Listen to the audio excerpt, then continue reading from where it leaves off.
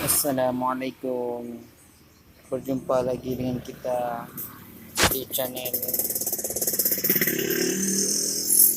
bahwa ada 5 yang mereka nanti-nantikan, yang harus mereka lakukan, karena akan turun Mesias, sang juru selamat yang mereka nanti-nantikan sejak zaman nenek moyang mereka dulu. Mereka membangun ini berdasarkan keyakinan yang mendalam, walaupun keyakinan itu diambil dari mitologi, mitos semata. Mitos pun ternyata kalau diyakini seyakin-yakinnya bisa membangkitkan semangat yang luar biasa. Mereka meyakini bahwa mereka adalah manusia-manusia pilihan Tuhan. Mereka menyebut dirinya dalam bahasa Arab Asy-Sya'bul Mukhtar. Sya'bu, bangsa, Mukhtar, pilihan Tuhan. Satu-satunya bangsa pilihan Tuhan hanya kami. Yang lain ini bukan pilihan Tuhan. Kami adalah pilihan Tuhan yang akan menguasai dunia. Selain kami nanti akan menjadi ghaib. Ghaib artinya keledai tunggangan, hanya sebagai keledai tunggangan saja untuk mencapai tujuan.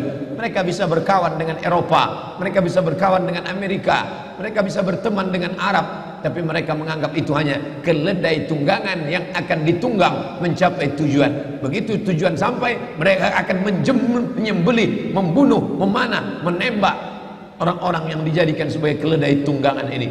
Lalu kemudian mereka akan menguasai dunia. Dia tuliskan langsung di petanya. Biasanya kalau pasukan musuh ingin menghantam negeri kita, dia akan simpan rahasia ini baik-baik.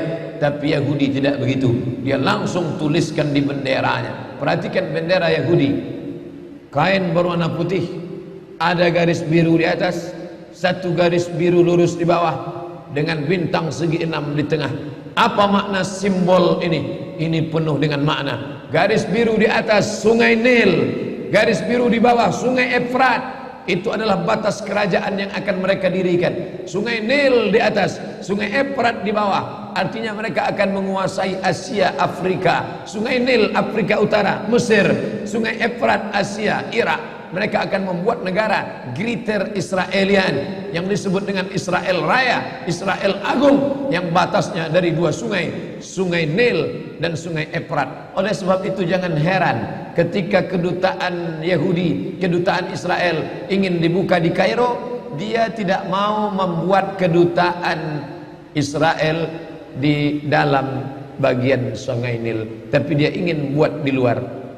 Orang yang tidak memperhatikan ini biasa-biasa saja, tapi bagi yang memperhatikan, dia tidak mau buat di dalam, karena dia menganggap kalau kami buat kedutaan di dalam, berarti ini memang sudah war negeri kami.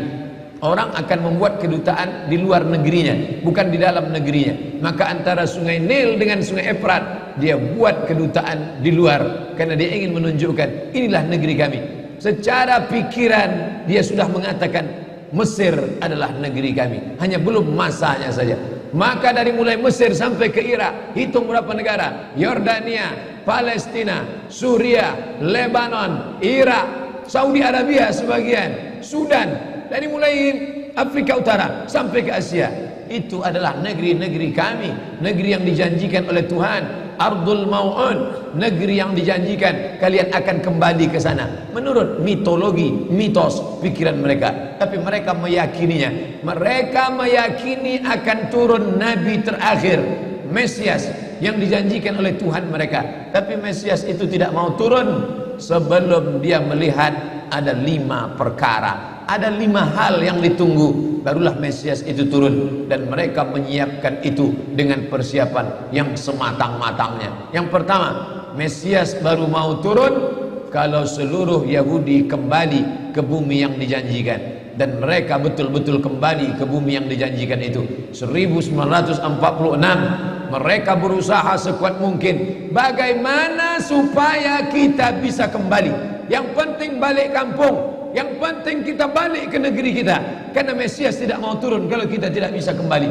Berusaha sekuat tenaga, jumpai sultan-sultan Islam yang bisa dibeli, tapi umat Islam tidak bisa dibeli. Iman mereka terlalu mahal untuk dibeli. Mereka sudah menjual nyawa mereka, diri mereka dalam kuasa Allah Subhanahu wa taala, karena mereka yakin innallaha ashtara minal mu'minin, Allah sudah membeli dari orang mukminin amwalahum, harta mereka, wa anfusahum, nyawa mereka, bi anna lahumul jannah, mereka sudah dibeli dengan surga. Nyawa yang ada dalam dirimu bukan milikmu. Hartamu, mobilmu, rumahmu bukan punyamu. Itu semua punya Allah. Sudah lama dibeli Allah. Sebelum kau lahir ke dunia sudah dibeli Allah. Dibeli dengan apa? Dengan surga. Barang yang sudah dijual tidak boleh dijual dua kali. Diri yang sudah dijual kepada Allah, harta yang sudah dijual kepada Allah, maka tidak boleh dijual lagi kepada manusia. Raja-raja, sultan-sultan Islam tidak mau menjual, tapi mereka licik. Mereka gunakan anak bangsa umat Islam yang kulitnya sama dengan kita, yang wajahnya sama dengan kita, yang bahasanya sama dengan kita. Mustafa Kemal Atatürk bukan orang Yahudi, bukan orang kafir, orang Islam. Bahasanya bahasa Turki, wajahnya wajah Turki, tapi dia yang menggulingkan kesultanan Turki. 1924 berakhir khilafah Islamiyah, lemah umat Islam. Di saat itulah mereka mengambil, mencaplok, lalu kemudian akhirnya mereka kembali beramai-ramai.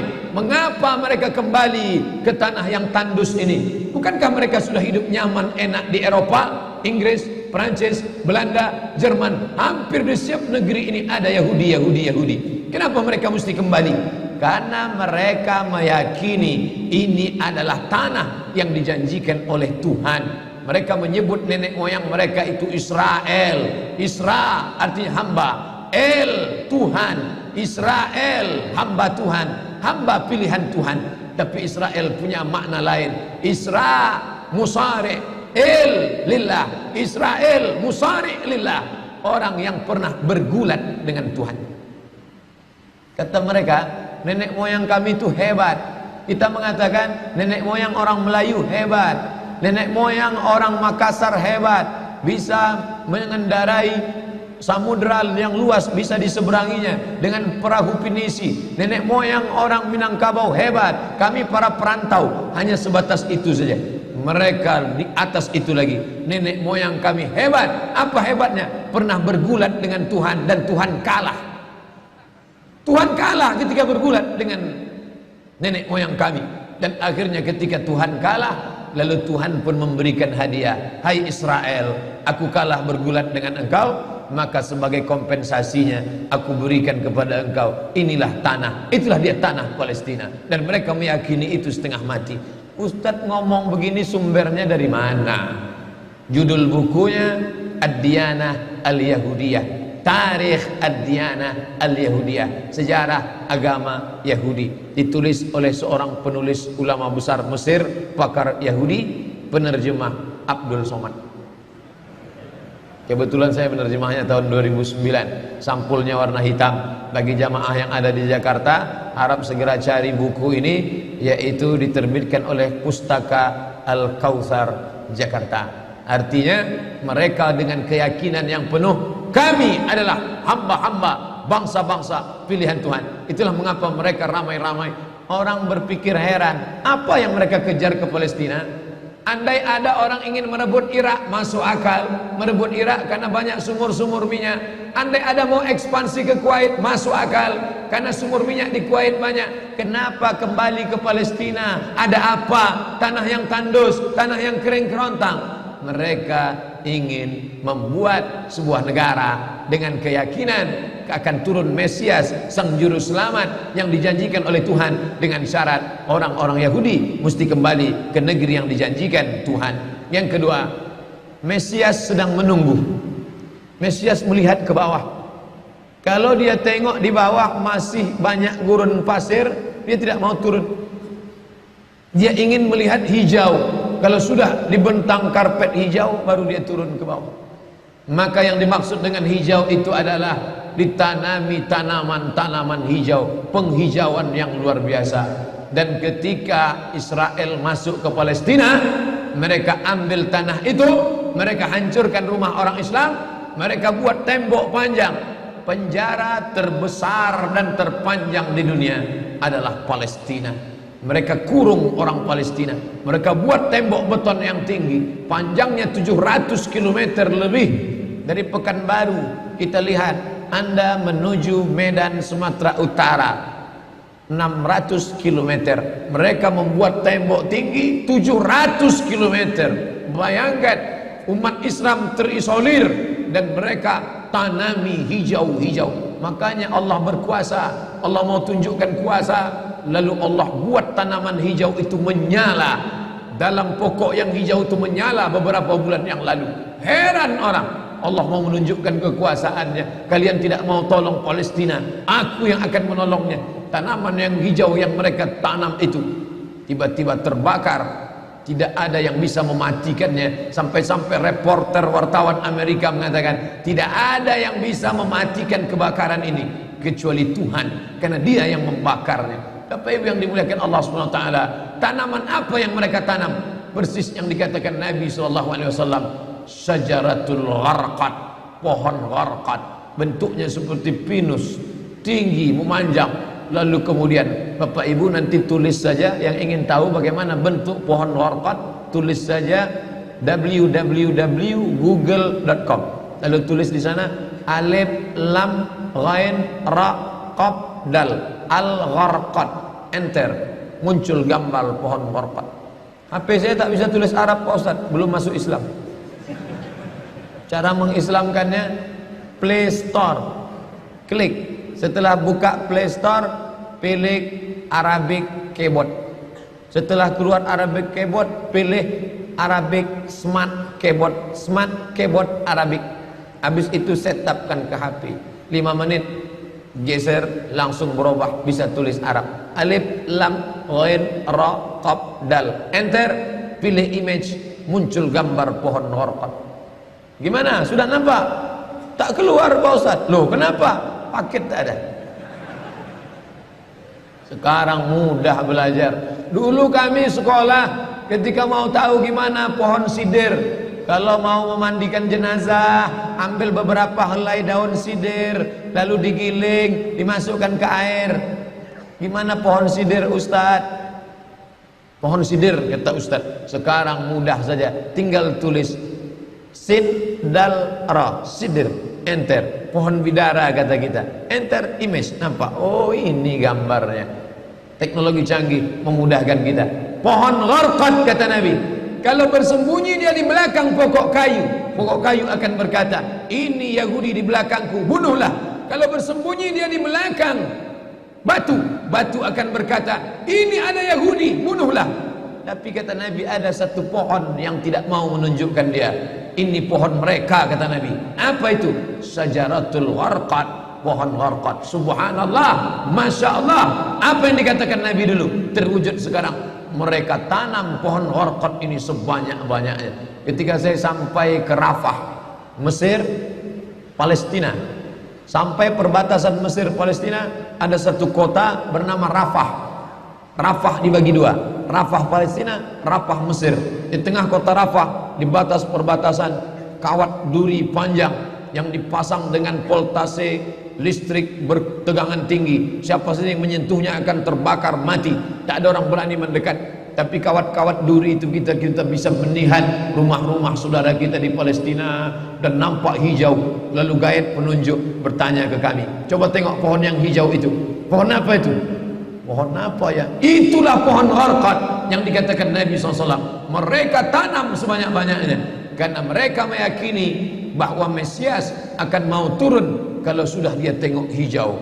Seperti kita kalau pesawat mau mendarat di airport Sultan Syarif Qasim II airport, Anda akan, ladies and gentlemen, all our passenger, para penumpang pesawat airlines, kita akan mendarat. Begitu kita melihat riau hijau, tapi hijaunya bukan pohon gharqad, pohon gotah sama pohon sawit.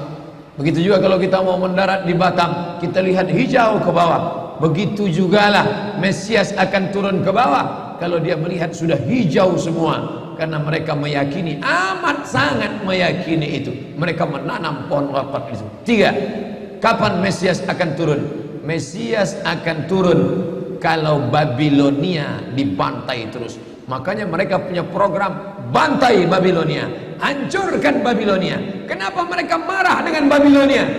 Karena Raja Babilonia pernah menghancurkan kekuasaan mereka. Raja Babilonia yang mereka maksud adalah Nebukadnezar. Nebukadnezar Raja Babilonia menghancurkan kerajaan nenek moyang mereka. Mereka punya dendam kesumat yang luar biasa. Salah satu sifat Yahudi, dendam kesumat yang tak pernah mati, walaupun sudah terjadi ratusan tahun, ribuan tahun lalu, tetap anak cucunya sekarang dendam. Hantam Babilonia, karena Babilonia negerinya Nebukadnezar, anak cucunya mesti dihancurkan. Mana Babilonia itu? Babilonia adalah Irak. Makanya setiap naik presiden Amerika yang didukung oleh Yahudi, mereka akan membantai Babilonia, Irak. George Bush naik, apa yang dilakukan George Bush? Membantai Irak. George Bush Junior, anak George Bush naik, apa yang dilakukan George Bush Junior? Membantai Irak. Naik Obama, apa yang dilakukan Obama? Membantai Irak. Kenapa yang sekarang ini, siapa namanya? Donald Trump. Payah ngingat nama orang kafir. Kenapa Donald Trump tak membantai Irak?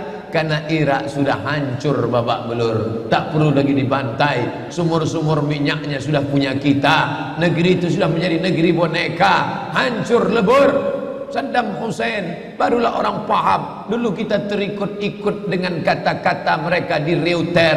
Saddam Hussein raja yang zalim, Saddam Hussein orang yang jahat, Saddam Hussein. Tapi begitu Saddam Hussein digantung, apa kata dia di tiang gantungan? Allahu Akbar, patah lehernya, mati Saddam Hussein, meninggal dunia. Sekarang orang baru sadar, ternyata Saddam Hussein menyelamatkan negeri itu daripada orang-orang yang jahat. Sekarang apa yang terjadi?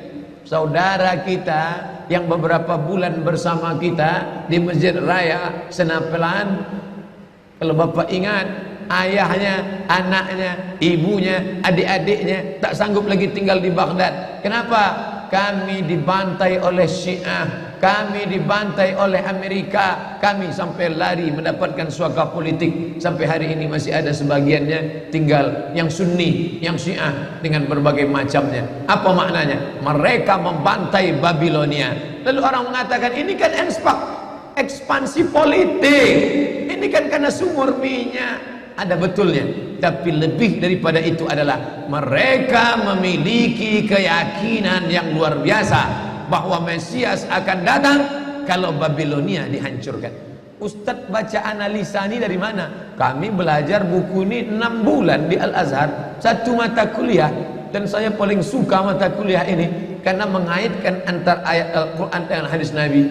Kalau kita suka mata kuliah itu, kita ingat isinya, kita ingat orang yang mengajarnya. Saya masuk Al-Azhar 1998, hari ini 2017, 19 tahun yang lalu. Kalau saya pejamkan mata saya, masih ingat saya Syekh Dr. Fargallah yang mengajarkan mata kuliah ini. Dengan semangat dulu dia di lokal mengatakan, anak-anakku sekalian, beginilah mereka akan menguasai umat Islam, negeri Palestina. Semangat Syekh Fargallah. Saya tak tahu apakah dia masih ada atau tidak, tapi pahala akan tetap mengalir baik beliau hidup maupun sudah meninggal dunia. Kenapa? Saya sampaikan kepada Bapak Ibu sampaikan kepada anak menantu, sahabat, kerabat, tetangga, mengerti keadaan kita zaman sekarang.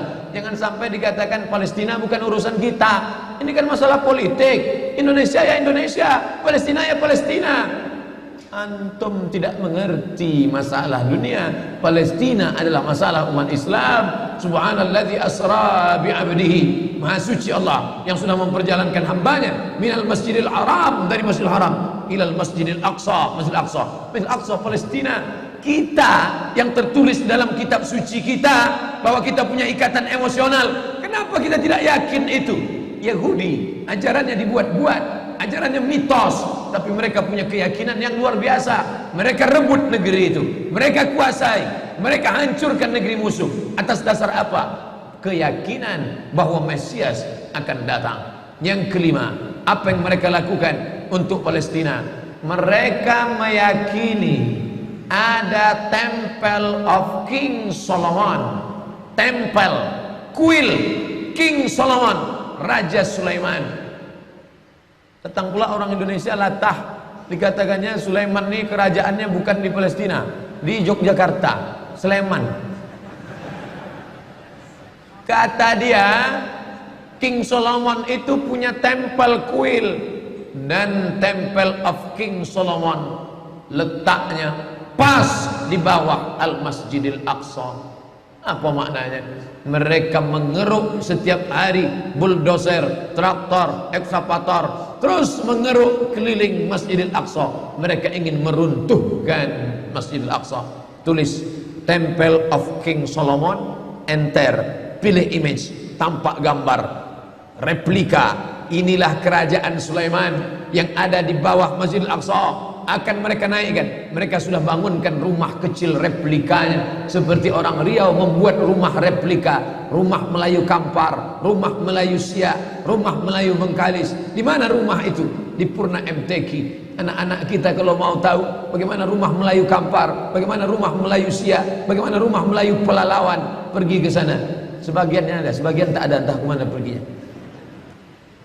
Tapi mereka membuatkan itu. Inilah dia replika kerajaan Temple of King Solomon. Artinya apa? Mereka ingin menghancurkan Al-Masjidil Aqsa berkeping, sampai akhirnya disitulah nanti kemarahan umat Islam. Entah marah entah tidak, melihat gayanya tak marah. Mau kalian hancur-hancurkanlah.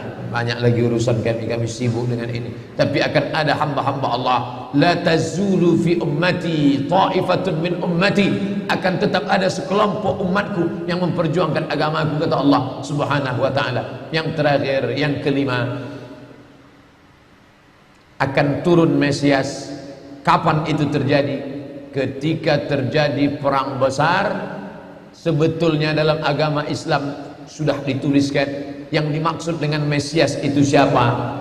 Kata Imam Al-Hafiz Ibnu Hajar Al-Asqalani dalam Fathul Bari, yang dimaksud dengan yang dinanti-nanti mereka itu adalah Dajjal. Dajjal itulah sesungguhnya yang sedang mereka nanti. 70,000 Yahudi wara'ad Dajjal. Ada 70.000 Yahudi yang akan berada di belakang Dajjal ketika dia turun nanti. Makanya tiap hari, tiap petang kita berkata, Allahumma inni a'udzubika min adzabi jahannam wa min adzabil qabri wa min fitnatil mahya wal mamat wa min syarri fitnatil masihid Dajjal. Dajjal itulah yang sedang mereka tunggu. Dajjal itulah yang sedang mereka nanti-nantikan. Kita menantikan kedatangan, dia pun juga menantikan akan kedatangannya. Bedanya apa? Mereka meyakininya dengan semangat. Semangat mereka luar biasa. Mereka bangkit. Umat Islam percaya. Padahal tiap hari dia katakan sebelum salam, Allahumma inni a'udzubika min adzabi jahannam wa min adzabil qabri wa min fitnatil mahya wal mamat wa min syarri fitnatil masihid Dajjal. Tiap hari dikatakan, tiap hari diucapkan. Tapi dalam hati, betul tak Dajjal ini datang? Entah iya entah tidak. Mereka yakin Dajjal akan datang, tapi mereka katakan itulah pemimpin kami, itulah Tuhan kami, itu adalah jelmaan daripada Tuhan kami, itu yang akan menghancurkan dunia, dia akan menjadi panutan kami. Kita berkata itu musuh kami, tapi kita pun ragu entah musuh entah tidak. Oleh sebab itu kita minta ampun kepada Allah atas kurangnya iman kita. Subuh ini kita bangkitkan semangat kita, tapi yang datang kepada, kenapa Allah tidak menolong? Katanya Allah itu maha kuasa. Cukup dia teriakkan saja, malaikatnya satu berteriak, pecah gendang telinga orang Yahudi, mati. Cukup dia tiupkan angin sejuk, terhirup, mati. Kenapa tidak dia matikan saja Yahudi itu? Datang Syekh Muhammad Jibril, Syekh Dr. Muhammad Jibril, Syekh Profesor Dr. Muhammad Jibril, dosen tafsir Al-Azhar. Kami undang, mahasiswa Indonesia mengundang di waktu di Mesir dulu kuliah. Lalu saya tanya, Assalamualaikum Syekh. Ya, kaum Ad binasa, kaum Samud binasa, kaum Midian binasa, kaum Iram binasa, kaum Fir'aun binasa. Kenapa Allah tidak membinasakan Israel ini? Senyum Syekh Muhammad Jibril. Apa kata dia? Ya beni, anakku, seandainya Allah membinasakan Israel ini, lalu apa yang tersisa untukmu? Ditunjuknya saya. Seandainya Allah membinasakan Israel ini, lalu apa yang tersisa untukmu? Terdiam saya. Allah sengaja sisakan ini sebagai medan jihad kita menolong agama Allah Subhanahu wa ta'ala. Masjid An-Nur sudah berperan untuk menolong agama Allah dengan mendatangkan imam-imam dari Palestina. Mereka lah yang bercerita tentang keadaan ini. Kalau mereka yang bercerita, tentu Bapak Ibu lebih percaya, karena hidung mereka lebih mancung, jambangnya lebih tebal, dan mereka asli orang Palestina. Maka mereka datang. Maka sebelum Ustadz Somad mengakhiri tausiah 15 menit, tolong beri kesempatan. Maka kita ada waktu lebih kurang 20 menit. Syekh Abdurrahman yang di sana Abdurrahman Awaji dari Madinah, yang di sini Abdurrahman Syahin akan menjelaskan tentang Palestina ini. Itu yang dapat saya sampaikan subuh ini. Mudah-mudahan ada manfaatnya. Ini sampai penjelasan dari saya. Nanti Syekh Abdurrahman akan menjelaskan tentang Palestina. Lalu kemudian kita salat sunat isyraq. Setelah itu tetap normal seperti biasa. Kita akan tanya jawab. Terima kasih. Mohon maaf segala kesilapan. Wassalamualaikum warahmatullahi wabarakatuh.